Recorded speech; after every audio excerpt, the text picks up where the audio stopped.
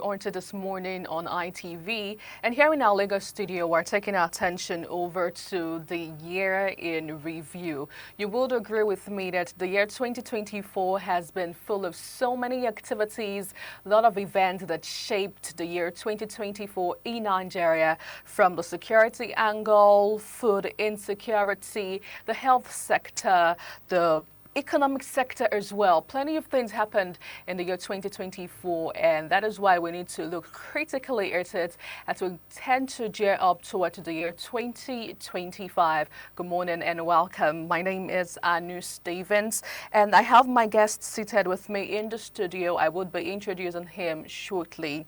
So Nigeria's 2024 economic performance was marked by 0.19% growth in real GDP in the second quarter of the year, and improvement from previous quarters. Inflation rate saw a margin line with a projected 3.1 rise in the GDP for the year.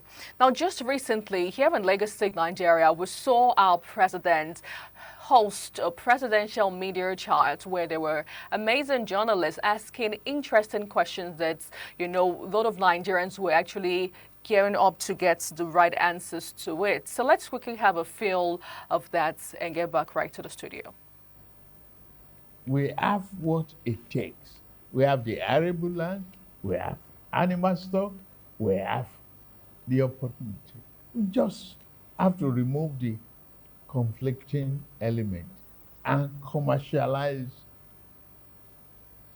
the venture. And I went to Brazil, saw what is happening there. Within 2 days, I got a pledge of $2.5 billion. And they have been here to visit Nigeria, to turn what we seen as tragedy to opportunity and prosperity. Now, let's move over to my guest in the studio. I'm being joined by Matthew Oluku, a public affairs analyst, who joins me live in the studio this morning. Good morning and welcome. Good morning. Thank you for having me. Compliment of the season. Same to you. So the first question I'd love to ask is, what do you make of the presidential media chat we heard some time ago? I think for me, the media chat is not giving any hope. And because if you look at the current situation of the country, one thing is certain, judging from the constitutional point of view, because the constitution says that the welfare of Nigerians and their security shall be the primary purpose of governance. And the president has made it very clear that his policies are in the right direction and he's not intending to review them. And don't forget that Nigerians have seen hardship as never before since inception of this government. One thing is certain, almost every stakeholder agreed have been issued that subsidy on gasoline should go. And even when Mr. President came up with those policies, he was very emphatic that if need be, he will review them. But surprisingly, in spite of the compliance, we saw first and second round of protests, but surprisingly, the government did not review it. I understand that the intention of the government is to make money, because actually the government needs money. They have told us that before they came on board, we're using about 90-something% of our national earning to service debt. And they are making us understand that currently it has been reduced to about 68%. I think that looks good. But can we continue doing it at the expense of the welfare of Nigerians? I think that we will have challenge. So for me, looking at that, the media charge Mr. President had, don't forget that the major takeaway has to do with the current tax reform bill before National Assembly. We are seeing the North coming out to vehemently oppose his position, though I may have a different view from that of the Northern position. Maybe as time goes on, we can go into that. But generally speaking, for me, I think Mr. President would have used the opportunity to address those major issues that is bordering on how we can get out of this quagmire, particularly the issue of welfare of Nigerians. Speaking about the welfare of Nigerians, let's begin to analyze some of the policies and some of the things we've seen so far in the year 2024. Because regarding the minimum, we saw the brouhaha and the drama that happened during the course of this year. So what do you make out of that particular one? Looking at the minimum wage, for me, the whole gain that would have been recorded by the people who are going to be direct beneficiaries have been eroded by inflation and the cost of living. But even if you say you are giving somebody minimum wage of 70,000, with the current exchange rate, with the current rate of inflation, that money for me has lost value. So I think what is important is not even increasing the wage. For me, what is important is addressing inflation, addressing cost of living. Because even if you increase minimum wage to 100,000, 1,000, 300,000 as the case may be, and you collect the money, it have no value in your hand. It doesn't make any difference. It doesn't make any point. I think what makes sense is let us address the epicenter of the problem. And the epicenter of the problem has to do with how do we curb inflation. Now, how would you describe the way inflation performed in the year 2024? And what were some of those major factors that influenced it? I think for me, it is getting out of control. And if you are looking at factors that influence it, one, we are not producing enough. And Nigeria happens to be an import-dependent economy. So what happens in international market at times have direct bearing in our local economy. Because, for instance, we depend on imported products when it comes to petroleum products. It's only of recent that we are seeing Dangote coming on board. We are seeing Port Harcourt refinery that is coming on stream, though it's not yet stable. But the point is, if we start producing enough to increase our GDP, economic activity will come up. Certainly, it will tame inflation. Speaking about production, how really can we achieve it? Because I know there are some state governors who are actually vehement on the issue of production, especially with food production. But so far, how would you judge their performance? To be quite honest with you, I've not seen enough effort in that regard. And it's quite unfortunate because if you look at Nigerian challenges, or rather, yes, I think even the child unborn know that we need to diversify. And even when government will come on board at the inception of any administration, they will tell you that there is need for diversification. And the areas of diversification is well known to everybody. We need to go into agriculture. We need to go into reproduction. We need to diversify to solid mineral. And unfortunately, after the whole exercise, you don't see much activity and more results when you are doing appraisal at the end of the year. So for me, I don't know whether it's because there's lack of political will to do it, but I wouldn't say it is lack of finance, because I don't think there's any time the government, whether at the state level or the respective, whether at the federal level or at the respective state level, where they want to budget money for such, and the National Assembly or House of the case may be, will deny the executive the funding. So for me, I think it has to do with maybe with the willpower to doing it. So what other event shaped the year 2024? Because we know so many things happened, so many policies came on board, especially regarding the economy. Can we begin to highlight some of them?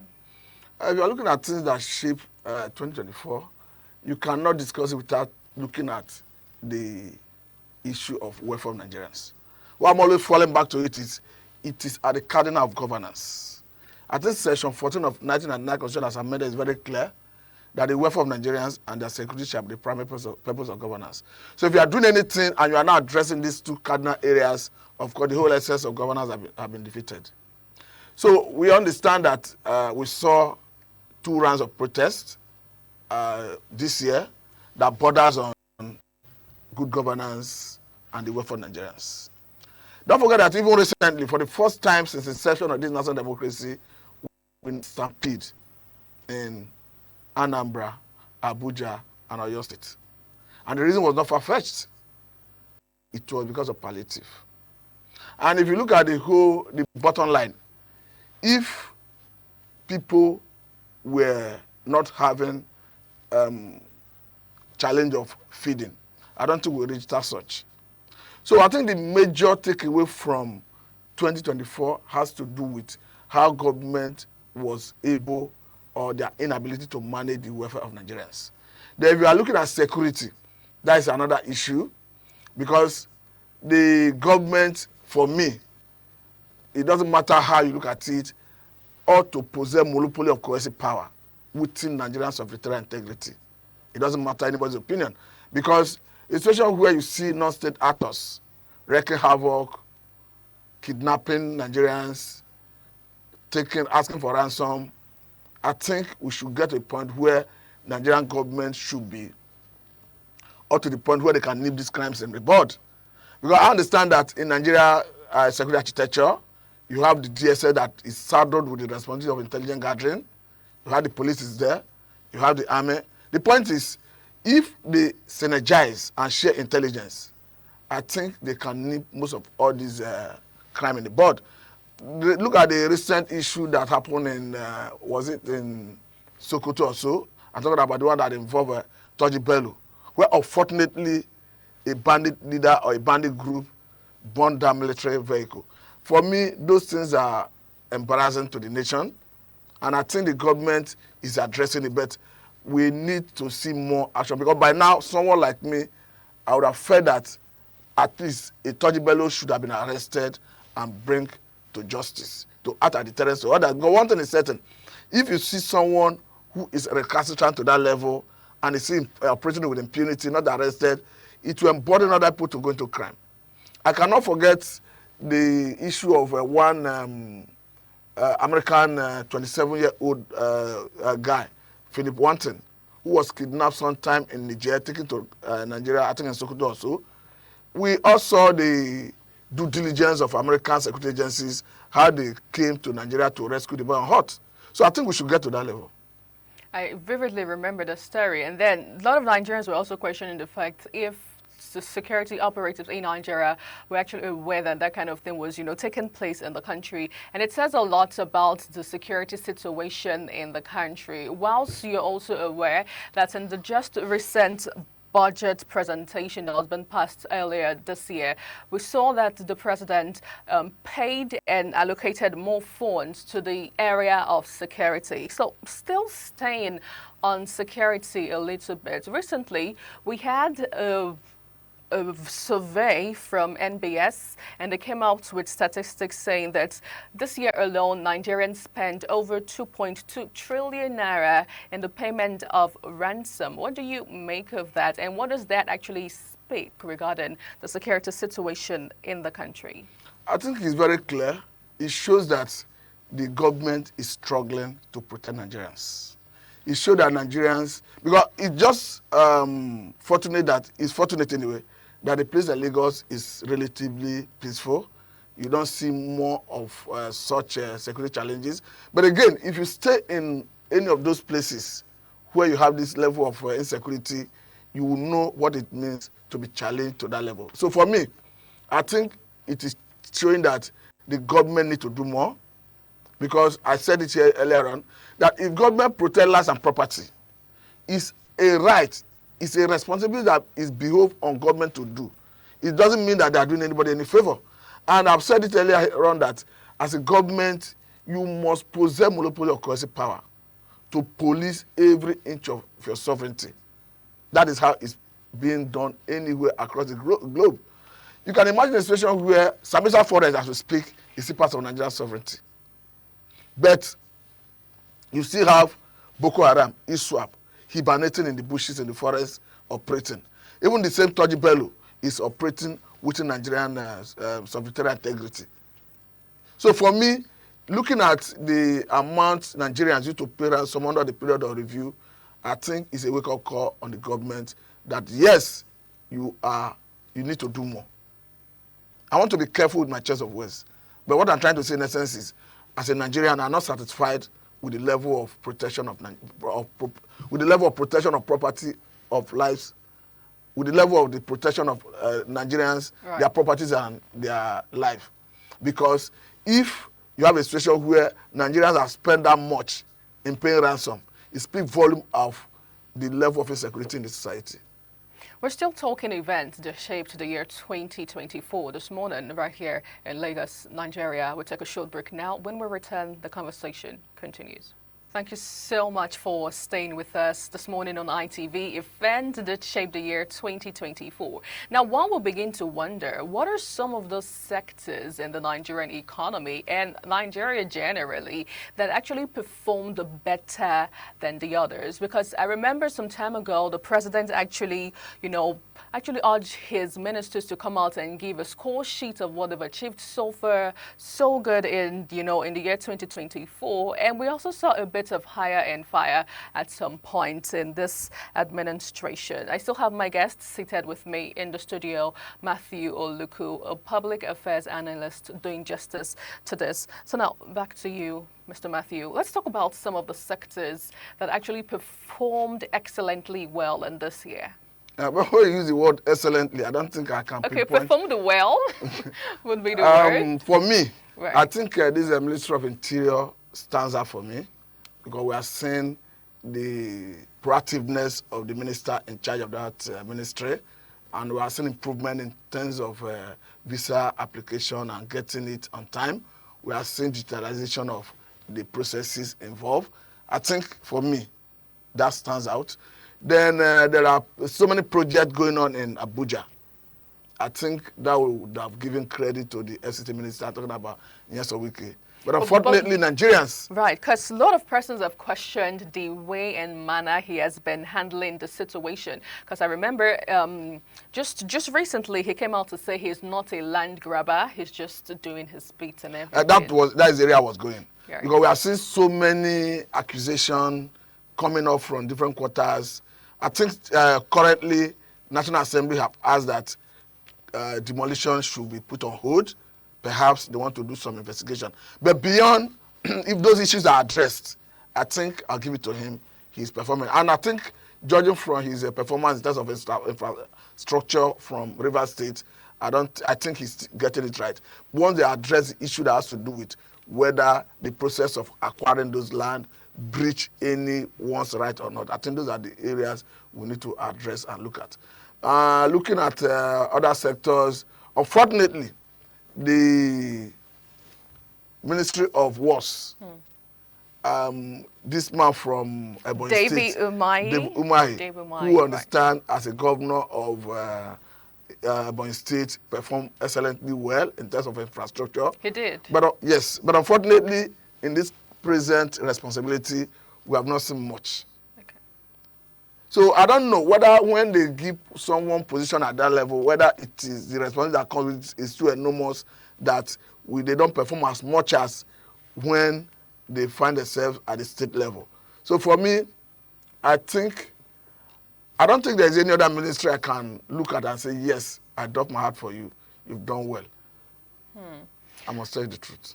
Okay, so let's have a flip of this now. Let's highlight in your own word and on your own view and what you've observed so far. What is that ministry or those ministries that really have been worse in your performance? I may not have the data, but let me quickly say something.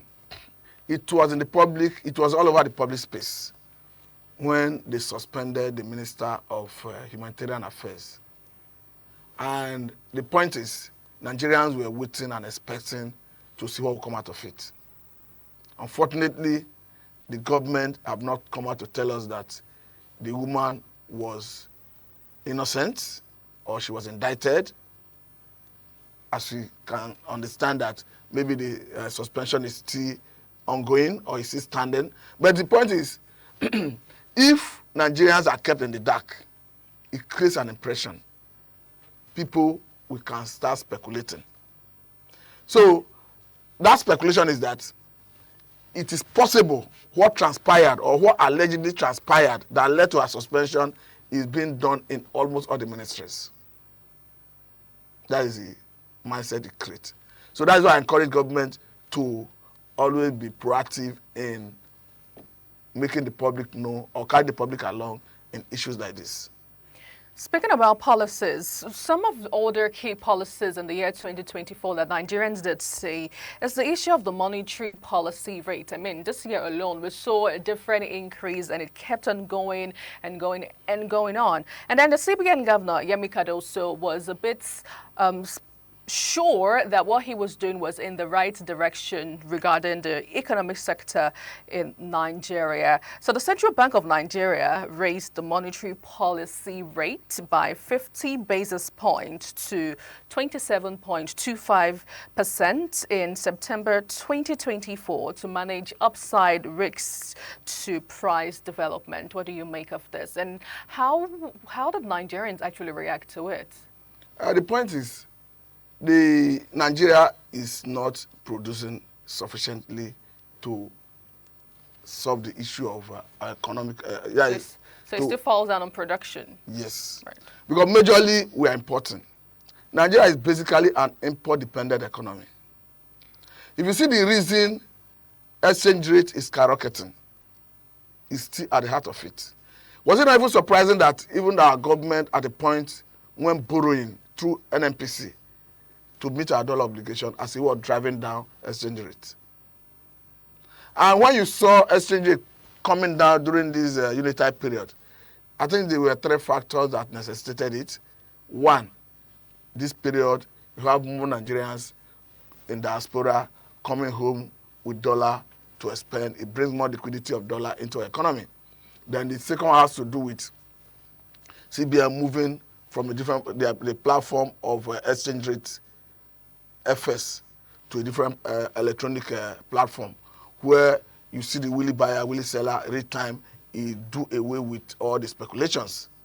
Then I think the third one has to do with Nigerian government issuing Euro bond, and at the end of the day it was oversubscribed. They needed to sell the excess, and that brings in more liquidity into the economy.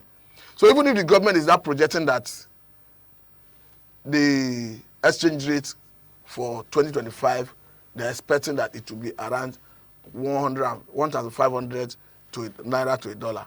But some experts are already projecting that they see it, even at the official window, going as high as 1,800. So a lot has to be done in terms of production. Because one thing is certain, if you produce, export, and foreign exchange, and drive down the exchange rate, it's sustainable. Any other thing you do outside this is cosmetic. It's not sustainable.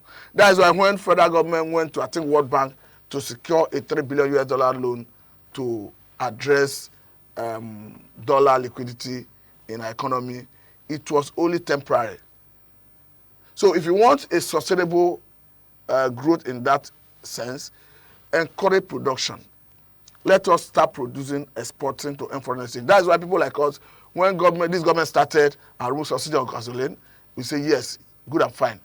And that was not the right time to float FS at the official window, because we are not yet producing. The intention was that by the time you free money and government makes money from the subsidy removal of gasoline, you now put that money into other sectors, so that by the time we start producing, exporting to foreign exchange from those diversification, you can now go back to unify FS at the official window. So that double policy is at the heart of the current economic crisis we're having, particularly the unification of FS at the official window.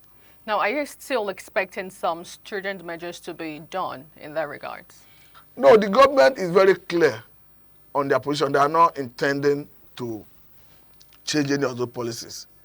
But the point is, even if you are not changing it, let us see vigor, tenacity in addressing diversification of economy into other areas. Okay. So let's talk about expectations right now, because you are aware that 2025 is just a couple of days away. And in fact, some persons are already in the new year. Just on a lighter note, what are some of your expectations for Nigeria's economy in the year 2025? Because I remember vividly in the presidential media chart, I heard the president say, don't lose hope. I do not take you for granted. A lot of things will happen. It's going to be a restoration 2025 budget, just as he did target. So what are your expectations regarding the economic growth in 2025? To be quite honest with you, I don't see much difference between what we have this year and what we are going to see next year. That's the truth. Because, just like I said, in spite of government projection of dollar exchange rate of 1,500 naira to a dollar, experts are already projecting 1,800 naira to a dollar at the official window. Meaning, if you go to the parallel market, it will be more than that. So, I think what will make more difference, because the point is, even if the government is telling us they are going to do X, Y, Z, look at, if you go and check budget performance, last year budget performance, though I do not have the figure, but you understand that the government would have given a figure that it performed way over 70%. But you are looking at that performance in relation, if you juxtapose it with the welfare of Nigerians, will you say it has performed in the life of Nigerians? Until we start seeing result in the welfare of Nigerians, that is when we can say, yes, the government is working or the policies are working. Looking at next year, for me, the budget is, the amount involved is good. But the point is, judging from our previous experience, not just with this government, with successive governments in Nigeria, do we now say we're expecting anything better than what we have? I don't think so. Because even the government have made it very clear that they need more money. I'm not saying they should not get more money. Don't get me wrong. And the president have made it very clear to say tax reform bill have come to stay. That automatically means more money for federal government. But the North is already saying we are not going to allow you, because someone like Senator Alin Dume made it very clear that that bill is dead on arrival. And since the presidential media, we are seeing so many Northerners who are come out to say the statement that came from the president look as if he want to usurp the power of the National Assembly, because we understand that in Nigeria is behove on National Assembly to make law. Then after the law, you now pass it to president for presidential assent. In this case, I'm talking about these bills. In Senate, it has passed first and second reading. It was referred to the relevant committee of the House. In the House of Rep, it only passed first reading and referred to the relevant committee of the House. But currently, it has been suspended in two chambers of National Assembly. So the point is, people are now questioning, where do Mr. President derive the power to say the bill have come to stay? Even if at a point, Mr. President alluded to the point that there could be give and take. But that emphatic statement that the bill have come to stay is raising serious issues. Now, to answer your question directly as to what we are expecting in 2025, yes, the government will make more money. But the welfare of Nigerians, unfortunately, may not get priority attention. This year, we saw Dangote Refinery come on board eventually. Looking at the private sector, do you think they also have a major role in driving Nigeria's economy come 2025? Normally, private sector are the engine room of any economy if you allow everything to run on its own. It was surprising that even after Dangote Refinery came on board, we are still where we are. Because one would have expected that if truly we have deregulated, there is no point NNPC coming into the picture to start synergizing with Dangote Refinery to determine the pump price.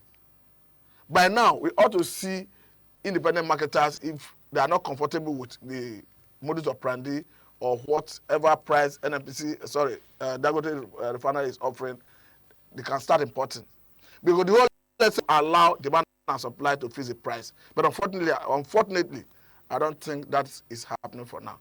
So we have a situation where the government intend to deregulate, and they make us to believe that they have deregulated. But unfortunately, from what we are seeing, it doesn't seem as if we're enjoying deregulation. Well, Nigerians can only be optimistic at this point because that's the only thing that we have. In fact, even the president said restoration, have hope, don't lose faith, manage a little bit, cut your coat according to your pockets right now and not your size. But we'll look forward to how things would eventually pan out in the coming year 2025. We really need to leave the conversation here at this point this morning, but I really must thank you, Oluku, Public Affairs Analyst, for taking our time to be our guest today. Thank you for having me.